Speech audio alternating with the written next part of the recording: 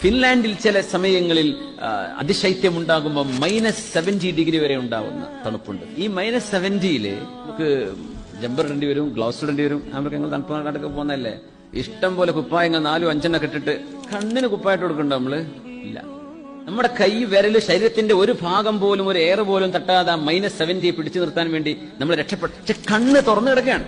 കണ്ണിൽ കിടക്കുന്ന വെള്ളമെങ്ങാനും ഈ -70 നമ്മുടെ ബോഡി പോലെ ആണെങ്കിൽ കണ്ണിലെ വെള്ളം കുറച്ച് ഐസാവും. പിന്നെ കണ്ണ് തുറക്കാൻ പറ്റുമോ? മനുഷ്യന്മാരെ കണ്ണു പോകില്ലേ? പക്ഷെ ഈ മൈനസിലും മനുഷ്യന്റെ കണ്ണിനുള്ളിൽ കിടക്കുന്ന ദ്രാവകം, കണ്ണിലെ വെള്ളം, അത് ഐസായി പോവാതിരിക്കാൻ അള്ളാഹു ഒരു ആന്റി ഐസിങ് ഒരു പ്രോസസ് നമ്മുടെ കണ്ണിൽ അള്ളാഹു ചെയ്തുകൊണ്ടിരിക്കുകയാണ്. കണ്ണിനെ അള്ളാഹു ചാല ഇങ്ങനെ പെർഫെക്റ്റ് ആയി സംരക്ഷിച്ചത് റബ്ബ് ചാലക്കറിയാം. മനുഷ്യൻ ചൂടിലും തണുപ്പിലൊക്കെ ജീവിക്കേണ്ടവനാണ്. It is a creation of Allah. ഇത് അള്ളാഹുവിന്റെ സൃഷ്ടിപ്പാണ്. അത്ഖന കുല്ല ഷൈ, who has perfected everything he created. അള്ളാഹു ചെയ്തത് മുഴുവനും പെർഫെക്ഷനിലാണെന്ന് വിശുദ്ധ ഖുർആൻ.